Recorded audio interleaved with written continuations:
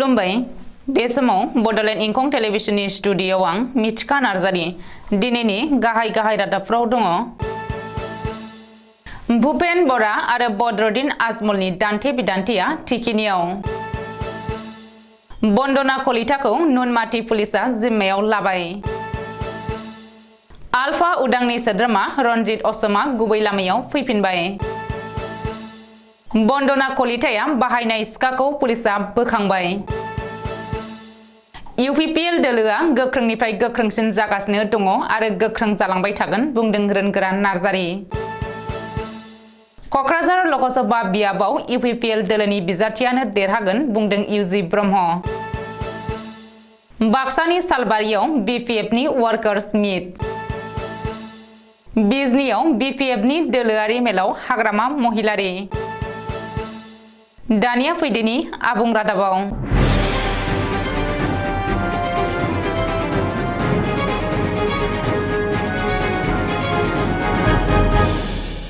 भुपेन बरा आरो बदरुद्दीन आजमलनि दान्थे बिदान्थेया थिखिनियाव। माखासे सान सिगांनिफ्रायनो एआइइउडिएफनि गाहाय बदरुद्दीन आजमल आरो आसाम प्रदेश कंग्रेस कमिटिनि आफादगिरि भुपेन बरानि गेजेराव गोख्रों दान्थे बिदान्थे सोलिगासिनो।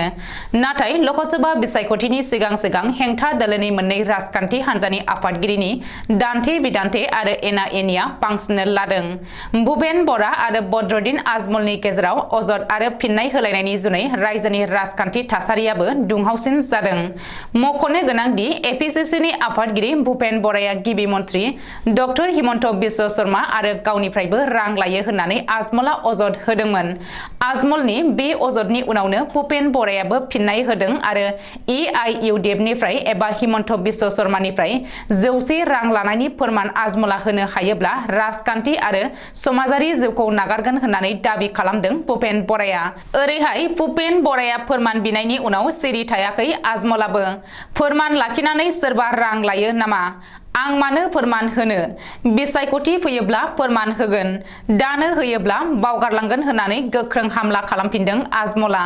बेनि अनगायैबो धुबुरीयाव भुपेन बराया बिसायख'थि गेलेयोब्ला बिनि खावसे खरसाखौ गावनो होगोन होननानैबो बदरुद्दीन आजमला बुंदों। गुवाहाटी नोगोरमानि डाबल मार्डार जाथायनि गाहाय दायनिगिरि बन्दना कलितानि सायाव पुलिसनि गोख्रों जेरा सोलिगासिनो। बेनि गेजेरावनो बन्दना कलिताखौ दिनै नुनमाटि पुलिसा जिम्मायाव लादों। मिथिनो हानाय बायदिब्ला बन्दना कलिताखौ दिनै फानबाजार आइजो पुलिस थानानिफ्राय नुनमाटि पुलिसा जिम्मायाव लांदों। फिसाय आरो बिखुनजोखौ बुथारनानै गोथै सहखौ गारहैखोमानाय जाथायनि बागै जेरा खालामनो थाखाय नुनमाटि पुलिसा बन्दनाखौ जिम्मायाव लादों। रिपर्ट बायदिब्ला पुलिस कमिशनार दिगन्त बराया जेरा खालामगोन बन्दना कलिताखौ। मख'नो गोनांदि सम्पतिनि लबाव फिसाय आरो बिखुनजोखौ बुथारखोमादोंमोन बन्दना कलिताया। बन्दना कलिताया अरुप आरो धनजितनि मददाव फिसाय आरो बिखुनजोखौ बुथारनानै मेघालयनि हाजोआव गारहैदोंमोन। पुलिसा सार्च अपारेशन खालामनानै बिखुनजो शंकरी देनि सहखौ बोखांनो हाबाय। फिसाय अमरज्योति देनि सहनि माखासे बाहागोखौबो बोखांनो हाबायब्लाबो अंगनि माखासे बाहागोखौ बोखांनो हायाखै। रिपर्ट बायदिब्ला नुनमाटियाव थानाय बन्दनानि फिसाय अमरज्योतिनि न'आव फरेनसिक टीमा थांनानै नायबिजिरहैदों। उदां आसामनि थाखाय हाथियार लानानै सोमावसारनाय आलफा उदांनि सासे सोद्रोमाया गुबै लामायाव फैफिनबाय। आखाइ दैखांनानै गुबै लामायाव फैफिननाय आलफानि सोद्रोमाखौ बिक्रमजित सेठिया एबा रनजित असम होननानै सिनायथिनो हादों। मिथिनो हानाय बायदिब्ला सोरखारजों होबथानानै दोनजानाय उदखारि आफाद आलफा उदांनि सोद्रोमा रनजित असमआ मैया गावखौनो पुलिसनो गथायदों। तिनसुकिया जिल्लानि आसाम अरुणाचल प्रदेश सिमनायाव थानाय साबुआ पुलिसनो गावखौनो गथायदों बिक्रमजित सेठिया एबा बिक्रम गगৈ एबा रनजित असमआ। बेनि उनावनो साबुआ पुलिसा रनजित असमखौ गावनि जिम्मायाव लायो आरो उननि समाव डिब्रुगड़आव लांनाय जायो। बे समाव पुलिस जिम्मायावनो दङ आलफा उदांनि सोद्रोमा रनजित दासआ। रिपर्ट बायदिब्ला बिक्रमजित सेठियाया थांनाय 2019 मायथाइनि जुलाइ दानाव आलफा उदांआव हाबफैदोंमोन। गुवाहाटीनि डाबल मार्डार केसखौ लानानै मोनसेनि उनाव मोनसे फोरमान आरो गुमुरफोरा पुलिसनि आखायाव गोग्लैदों आरो सोराङाव फैदों। मिथिनो हानाय बायदिब्ला गुवाहाटीनि डाबल मार्डार खालामनाय जाथायाव बाहायनाय सिखाखौ पुलिसा बोखांनो हाबाय।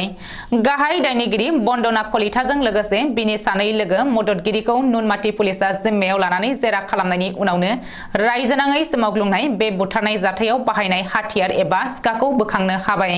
नुनमाटि पुलिसा सार्च अपारेशन खालामनानै बुथारनाय जाथायाव बाहायनाय सिखाखौ बन्दाजाननिफ्राय बोखांनो हादों। रिपर्ट बायदिब्ला अरुप आरो तनजितआ सिमान लानाय बायदियै आरो जायगा दिन्थिहैनाय बायदियै पुलिसा नागिरनानै थै नांनाय थासारियाव सिखाखौ बोखांनो हादों। मख'नो गोनांदि पुलिसा दिनै बुथारनाय जाथायाव बाहायनाय सिखाखौ बोखांनायनि उनावनो बै सिखाखौ बबेनिफ्राय लाबोदोंमोन बेखौ नागिरनो थाखाय पुलिसा अरुप आरो तनजितखौ लानानै गुवाहाटी नोगोरमानि बराबारियाव अपारेशन खालामहैयो। गसाइगाव जिल्ला इउपिपिएल दोलोनि 3थि बोसोरसालि जथुम्माया दिनै जोबलांबाय। साननैनि हाबाफारिजों गसाइगाव महकुमानि सिङाव थानाय बसगाव गेवलां गेलेग्रा फोथाराव खुंफुंजानाय गसाइगाव जिल्ला इउपिपिएल दोलोनि बोसोरसालि जथुम्माया दिनै थुंगेबाय। दिनै जोबथा साननि हाबाफारि बायदियै फुंबिलियाव दोलोनि फिरफिला बिरहोनाय हाबाफारिनिफ्राय जागायनानै इउपिपिएल मावथिफोरखौ लानानै मोनसे सावराय मेल खुङो। बेनि उनावनो गसाइगाव ओनसोलनि रायजो राजाफोरखौ लानानै मोनसे गेवलां मेलबो खुंनाय जायो। बे गेवलां मेलाव गाहाय आलासि महरै रायजो सभानि एमपि रोनगोरा नार्जारी, एमएलए जिरन बसुमतारी, बिटिसिनि मावफुं सोद्रोमा उकिल मुसाहारि, उइलसन हासदा, एमसिएलए माधव छेत्री, मिरु इउपिपिएल दोलोनि गाहाय नेहाथारि राजु नार्जारी आरो नेहाथारि समनाथ नार्जारी मोनजों लोगोसे दोलोनि गोबां मावथिफोर आरो रायजो राजाफोरा बाहागो लायो।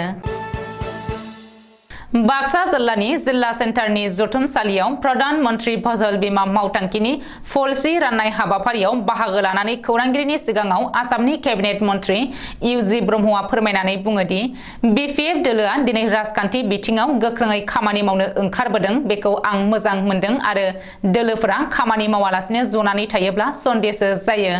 फैगौ लकसभा बिसायख'थियाव बिटिसिनि बारग' गाहाय मावफुं सोद्रोमा हाग्रामा महिलारिया क'क्राझार आरो मंगलदै बियाबाव बिपिएफ दोलोआनो देरहागोन होननानै खौरां बिजोङाव बुंनायनि फिनजाथाय होनानै बुङोदि जोंबो गोबां बियाबाव देरहागोन होननानै बुंनो हायो, नाथाय मोगथाङाव बियो जाफुंजोबा। लकसभा बिसायख'थिया फैनो बोसोरसे दंबावो आरो सोर देरहागोन एबा जेनगोन बेखौ बिसायख'थिनि दान मोनसे एबा मोननैनि सिगांसो मिन्थिनो हायो होननानैबो बुंथियो। क'क्राझार लकसभा बियाबाव इउपिपिएल दोलोआनो देरहागोन होननानै फोरमायनानै बुङोदि जों एलायन्स दोलोनि धर्मखौ फालिबोदों आरो दायो इउपिपिएल दोलोआ हारसिं जेबो थांखि लायाखै।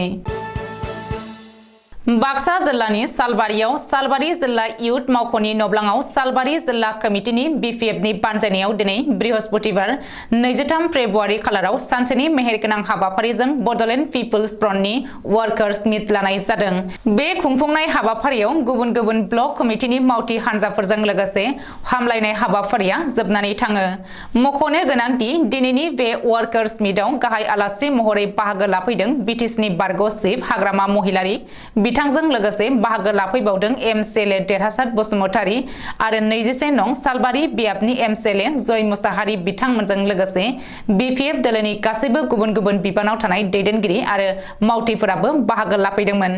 बिटिसिनि बारग' चिफ हाग्रामा महिलारिया खौरांनि गेजेरजों फोरमायदों दि अखा गोसा हानायनि थासारियावबो बिपिएफ दोलोनि गासै मावथि सोद्रोमाफ्रा दिनैनि सालबारि जिल्ला इउथ मावख'नि नब्लाङाव बिपिएफ दोलोनि मावथि हान्जाफ्रा अखा सिजानानैब्लाबो लैहोर लैहोर बाहागो लाफैनायखौ नुनानै बुंदों दि सालबारियाव बिपिएफ दोलोआनो बयनिख्रुइबो गोरासिन दोलो आरो वार्कार्स मिटआव बाहागो लाफैनानै गोजोननाय मोननायखौ फोरमायदों आरो फैगौ 2023 मायथाइयाव जानो गोनां लकसभा बिसायख'थियाव बिपिएफ दोलोआ मोननै बियाबाव बिसायख'थि गेलेगोन। उदालगुरि आरो क'क्राझार मोननै बियाबाव गोख्रों जाखाबाय बिपिएफ दोलोआ होननानै फोरमायदों बिटिसिनि बारग' चिफ हाग्रामा महिलारिया। बिजनी नगरनि भेदागावआव बारग' एमएलए रमिय ब्रह्मनि मासि दैदेननायाव बिपिएफ दोलोनि दोलोआरि मेलाव बिटिसिनि बारग' गाहाय हाग्रामा महिलारिया गोबाव समनि उनाव बाहागो लानानै दोलोनि गासैबो मावथिफोरजों सावरायफैदों। बिजनी जिल्ला बिपिएफ कमिटिनि बानजायनायाव सुबाइझार ब्लक, मानास ब्लक आरो तुरिबारि ब्लकनि गासै मावफारियाफोरजों लोगोसे गासै मोन 26 प्राइमारिनि गासै मावथिफोरा बाहागो लाफैदोंमोन। बे दोलोआरि सावराय मेलाव बे दोलोआरि मेलाव गासैबो थाखोनि मावथिफ्रा बाहागो लानायखौ नुनानै सिगां बिपिएफ दोलोनि आफादगिरि आरो बिटिसिनि आगु गाहाय हाग्रामा महिलारिया गावनि गोजोननायखौ फोरमायदों आरो फैगौ समाव बिपिएफ दोलोआ 2024 मायथाइयाव जानो गोनां लकसभा बिसायख'थियाव गाव हारसिङैनो रावजोंबो एलायन्स जायालासे क'क्राझार लकसभा बियाब आरो उदालगुरि लकसभा बियाबाव बिजाथि फसंगोन होननानै रोखायै बुंथिदों। मख'नो गोनांदि बृहस्पतिबारनि बे दोलोआरि मेलाव हाग्रामा महिलारिजों लोगोसे लाइमोन गांखंनि गाहाय नेहाथारि सरद दास माइनरिटी सेलनि नेहाथारि सुल्तान आलम बीटीसी एसेम्बलिनि हेंथा दोलोनि दैदेनगिरि देरहासात बसुमतारी गरखा सेलनि नेहाथारि नन्दलाल राणा मगर आरो बिजनी जिल्ला बीपीएफ दोलोनि गासैबो मावथिफोरजों लोगोसे बिजनीनि बारग' एमएलए कमल कुमार ब्रह्म रमिय ब्रह्म बारग' इएम बलराम ब्रह्म बारग' एमसीएलए तिरेन बसुमतारीमोनजों लोगोसे गासै थाखोनि दोलोआरि दैदेनगिरिफोरा बाहागो लादोंमोन। दिनैनि रादाबा एसेनोसै गोजोन्थों।